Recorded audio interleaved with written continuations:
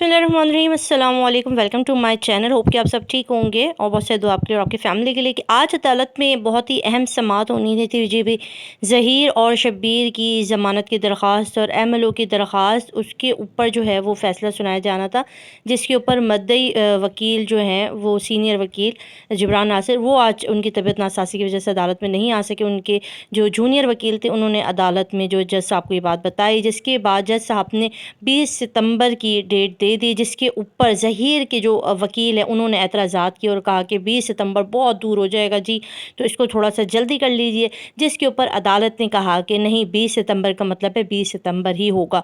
तो ये आपके साथ आज की ब्रेकिंग न्यूज़ शेयर कर रहे हैं कि अब जो है वो अदालत ने इस फ़ैसले को सुनाने का जो टाइम दिया है वो है जी 20 सितंबर, और 20 सितंबर को ज़हीर और शब्बीर की जो ज़मानत के लिए दरख्वास्तें दायर की गई हुई थी उसके ऊपर कार्रवाई होगी। और बेहतर है, देखते हैं आगे आने वाले वक्त में इसको किस तरफ लेके जाते हैं। ये ब्रेकिंग न्यूज़ थी जो मैं आपके साथ